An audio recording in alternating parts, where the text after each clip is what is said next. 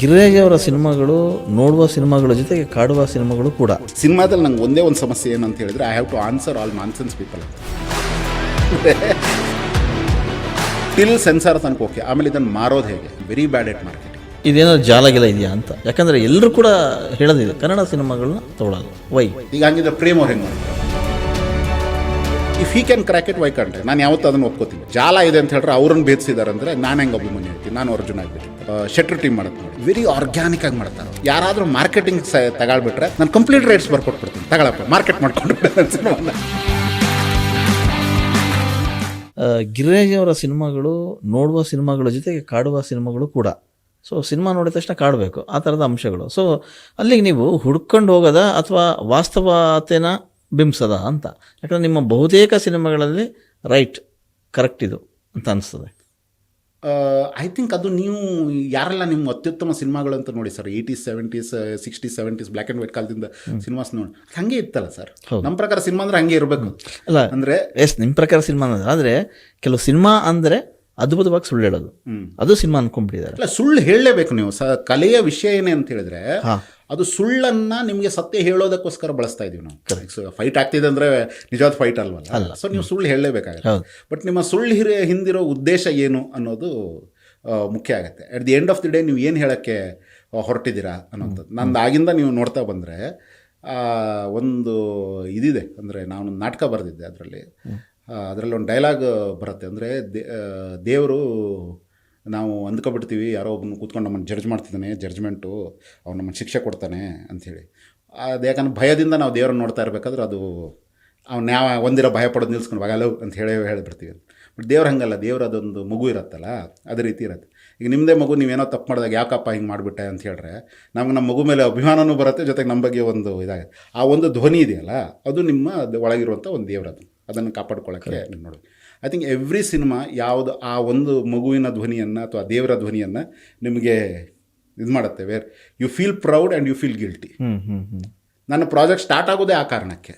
ಅಂದರೆ ಎಲ್ಲೋ ಒಂದು ಕಡೆ ಪುರುಷ ಅಹಂಕಾರದಿಂದ ನಾನು ನಡ್ಕೊಂಡ ರೀತಿ ಅಥವಾ ಅದ್ರ ಬಗ್ಗೆ ನನಗಿರುವಂಥ ಪಾಪ ಪ್ರಜ್ಞೆಯಿಂದಲೇ ಜಟ್ಟ ಹುಟ್ಟಿರುತ್ತೆ. ಎಲ್ಲೋ ಒಂದು ಕಡೆ ಈ ಬಾಲಾಪರಾಧಿಗಳಿಗೆ ನಾನು ಏನೂ ಮಾಡೋಕ್ಕಾಗಲ್ಲ, ಮತ್ತು ಇಂಥ ಒಂದು ಸಮಾಜದಲ್ಲಿ ಅದೇ ಅದು ಲಾಸ್ಟಿಗೆ ಅಪ್ಪು ಸರ್ ಹೇಳ್ತಾರೆ, ನೀನೇಕಪ್ಪ ಸಾರಿ ಕೇಳ್ತಿದ್ಯಾ, ನಾನು ಒಂದು ಮಗುವನ್ನು ಅದರ ಬಾಲ್ಯವನ್ನು ಅವನ ಮುಗ್ಧತೆಯನ್ನು ಕಾಪಾಡ್ಕೊಳ್ಳಿಕ್ಕಾಗಿಲ್ಲ, ಒಂದು ಸಮಾಜವಾಗಿ ನಾವು ಸೋತಿದ್ವಿ, ನಾವು ಸಾರಿ ಹೇಳಬೇಕು ಅಂತ ಹೇಳಿ, which I truly feel that.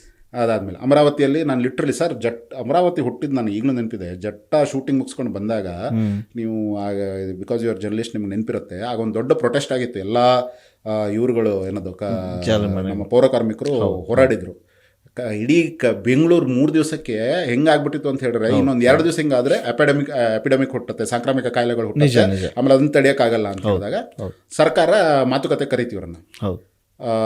Freedom ಪಾರ್ಕಲ್ಲಿ ದೊಡ್ಡ ಸಭೆ, ಅಲ್ಲಿ ಹೋದಾಗ ಎಲ್ಲರೂ ಒಂದೇ ಮಾತು ಹೇಳಿದ್ದು, ಅಂದರೆ ವೇದಿಕೆಯಲ್ಲಿದ್ದಂತ ನಾವು ಅವ್ರನ್ನ ಕರಿಬೇಕಾದ್ರೆ ಅವ್ರು ಇದನ್ನೆಲ್ಲ ಒಪ್ಕೊಳ್ಳೇಬೇಕು, ಇಲ್ಲಾದರೆ ಇದಾಗತ್ತೆ, ಮತ್ತು ಈ ಮೊಮೆಂಟಮ್ ಸಿಗಲ್ಲ. ಯಾಕಂದ್ರೆ ಎಲ್ಲ ಬಡವರು ಒಂದಾಗ್ಬಿಟ್ಟಿದ್ರು. ಬಡವ್ರಿಗೆ ಊಟ ಕಷ್ಟ ಆದಾಗ ಇವತ್ತು ಬರ್ತಾರೆ, ನಾಳೆ ಪ್ರೊಟೆಸ್ಟ್ ಮಾಡಿ ಮಾರನೇ ದಿವಸ ಅವನನ್ನು ಮನೆ ನೋಡ್ಕೊಂಡು. ಬಟ್ ಅಷ್ಟು ಇದು ಈ ಮೊಮೆಂಟಮ್ ನಮ್ಗೆ ಮತ್ತೆ ಸಿಗಲ್ಲ. ನಾವು ಹೋರಾಟದ ಬಿಸಿಯಲ್ಲಿದ್ದೀವಿ, ನಾವು ಗೆಲ್ತಾ ಇದ್ವಿ.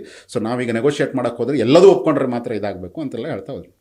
ಸೊ ಒಬ್ಬರು ತಾಯಿ ಇದ್ರು, ಕಸ ಗುಡಿಸೋ ಒಬ್ಬ ಅಮ್ಮ ಎತ್ಕೊಂಡು, ಅಮ್ಮ ಎಷ್ಟು ಚೆನ್ನಾಗಿ ಹೇಳಿದ್ರು ಅಂದರೆ, ಅಲ್ಲ ಟಿ ವಿಯಲ್ಲಿ ಏನೇನೋ ತೋರಿಸ್ತವ್ರೆ, ನಾವೆಲ್ಲ ಹಿಂಗೆ ಕಸ ಹಾಕೋದಕ್ಕೆ ಕಾಯಿಲೆ ಹರಡುತ್ತೆ ಅಂತ. ಆ ಮನೆ ಮಕ್ಕಳು ಎಲ್ಲ, ದೊಡ್ಡವ್ರ ಮನೆ ಮಕ್ಕಳೆಲ್ಲ ಶಾಲೆಗೆ ಹೋಗ್ತವ್ರೆ, ಅವರಿಗೆ ನಾಳೆ ಕಾಯಿಲೆ ಎಲ್ಲ ಬಂದುಬಿಟ್ರೆ ಹೆಂಗೆ? ನಾವು ನಮ್ಮ ಕೆಲಸ ಮಾಡಿಲ್ಲ ಅಂತ ಅವ್ರಿಗೆ ಕಾಯಿಲೆ ಬಂದುಬಿಟ್ಕೊಂಡು ಪಾಪ ಮಕ್ಕಳು ಓದೆಲ್ಲ ಹಾಳಾದ್ರೆ ಅಂತ ಹೇಳ್ತಾ ಇದೆ. ನನಗೆ ಇವ್ರ ಜೀವನನೇ ಮುರಾಬಟ್ಟೆ ಆಗಿದೆ, ಇವ್ರ ಮಕ್ಕಳ ಬಗ್ಗೆ ಯೋಚಿಸ್ತಾ ಇಲ್ಲ.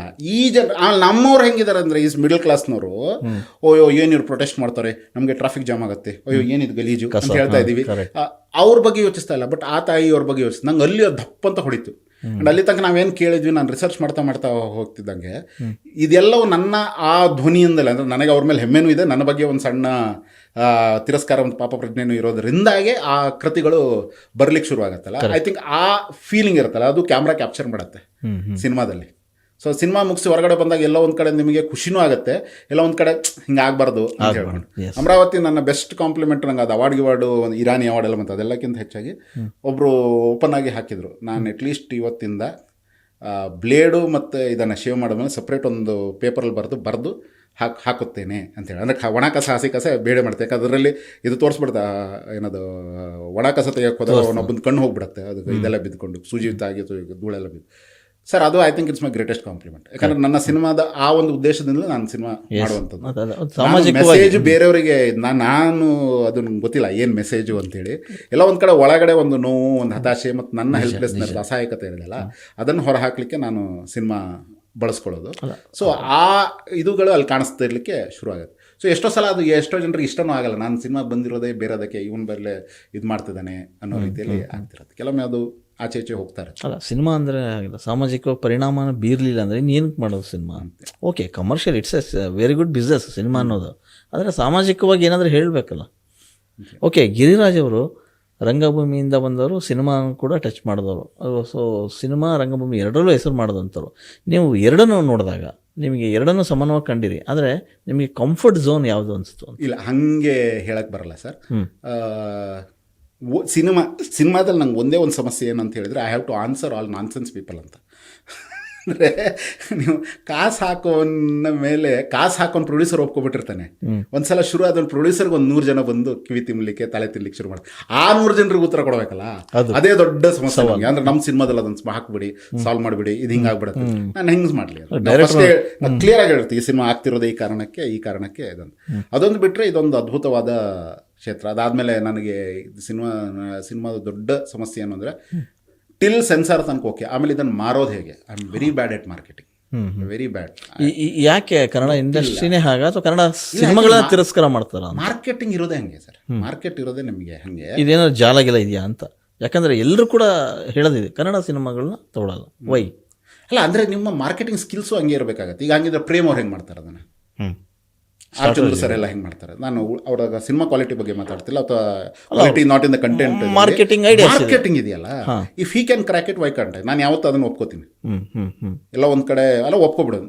ಇನ್ನು ನಾನು ಜಾಲ ಇದೆ ಅಂತ ಹೇಳಿದ್ರೆ ಅವ್ರನ್ನ ಭೇದಿಸಿದ್ದಾರೆ ಅಂದರೆ ನಾನು ಹೆಂಗೆ ಅಭಿಮನ್ಯು ಆಯ್ತೀನಿ? ನಾನು ಅರ್ಜುನ ಆಗ್ಬೇಕಿತ್ತಾನೆ, ಅಲ್ಲಿಗೆ ನೀನು ಅರ್ಜುನ, ನೀನು ಅಭಿಮನ್ಯು ಅಂತ ಒಪ್ಕೋಬೇಕು. ನಾನು ನಿನ್ನ ಕೈಲಿ ಆಗಿಲ್ಲ, ವೀರಾವೇಶ ಹೋರಾಡದೆ ಓಕೆ, ಬಟ್ ನೀನು ಭೇದಿಸಿಲ್ಲ, ಅದಕ್ಕೆ ಅರ್ಜುನದೇ ಬೇಕಾಯ್ತು ಅನ್ನೋದನ್ನ ನಾವು ಒಪ್ಕೋಬೇಕಾಗಿತ್ತು.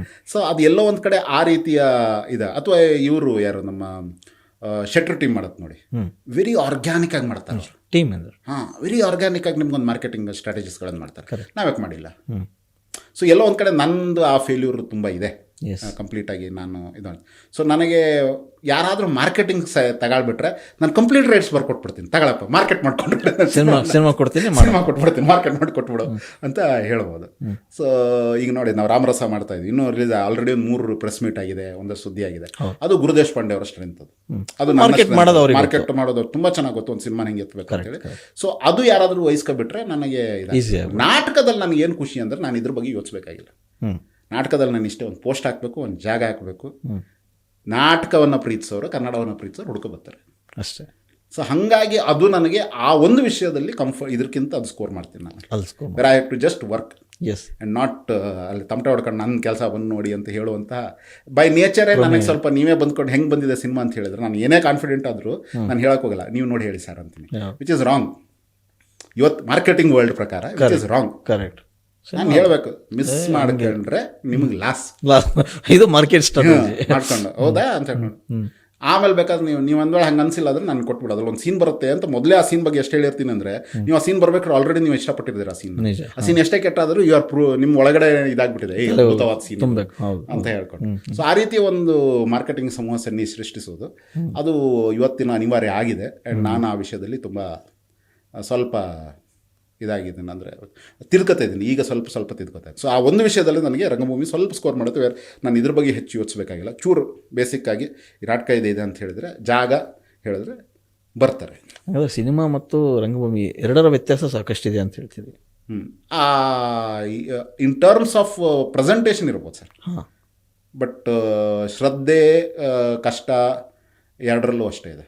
ಆಕ್ಚುಲಿ ಸಿನಿಮಾದಲ್ಲಿ ಕಷ್ಟ ಹೆಚ್ಚಿದೆ, ಬಟ್ ನಿಮಗೆ ರಂಗಭೂಮಿಯಲ್ಲೇ ಅಲ್ಲೇ ಬಹುಮಾನ. ಹೌದು, ಇದು ಸ್ವಲ್ಪ FD ಇದು ಕಾಯ್ಬೇಕು, ನೀವು 3 ವರ್ಷ ಕಾಯ್ಬೇಕು. ಅಂದರೆ ಒಂದು ಸಿನಿಮಾ ಆಗಬೇಕು ಅಂತ ಹೇಳಿದ್ರೆ ನಾವು ಶೂಟಿಂಗಿಂದ ಶುರು ಮಾಡ್ಕೋತೀವಿ. ಶೂಟಿಂಗಿಂದ ಮುಂಚೆ ಪ್ರೀ ಪ್ರೊಡಕ್ಷನ್ ಏನಾಗತ್ತೆ ಅಂದರೆ ಯಾವನು ಲೆಕ್ಕ ಇಟ್ಕೊಳ್ಳಲ್ಲ.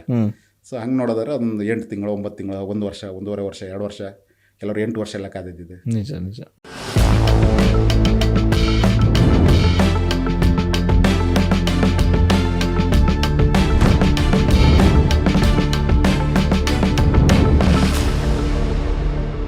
ತುಂಬ ಖುಷಿ ಆಗ್ತಾ ಇದೆ. ಯಾಕೆಂದರೆ ಇವತ್ತು ಎಷ್ಟೋ ಜನ ಮಹಿಳೆಯರು ಹೇಳ್ತಾ ಇದ್ರು, ನನಗೆ PCOD ಪ್ರಾಬ್ಲಮ್ ಇತ್ತು ಸರ್, ಥೈರಾಯ್ಡ್ ಪ್ರಾಬ್ಲಮ್ ಇತ್ತು ಸರ್, ಆರಾಮಾಗಿ ನಾನು ಸಣ್ಣ ಆದೆ ಸರ್, ತುಂಬ ಥ್ಯಾಂಕ್ ಯು ಅಂತ ಎಷ್ಟೋ ಜನ ಹೇಳ್ತಾ ಇದ್ರು. ನಿಮಗೆ PCOD ಪ್ರಾಬ್ಲಮ್ ಇರಲಿ, ಥೈರಾಯ್ಡ್ ಪ್ರಾಬ್ಲಮ್ ಇರಲಿ, 100% ನೀವು ಸಣ್ಣ ಆಗಬೇಕು, ಆರೋಗ್ಯದಲ್ಲೂ ಸಮೇತ ತುಂಬ ಚೇತರಿಕೆ ಆಗಬೇಕು ಅಂದರೆ ಪ್ರತಿದಿನ ನಮ್ಮ ಜೀನಿ ಸ್ಲಿಮ್ನ ಯೂಸ್ ಮಾಡಿ. ಯಾಕೆಂದರೆ ಜೀನಿ ಸ್ಲಿಮ್ಮು ಒಂದು ಉತ್ತಮ ಆಹಾರ.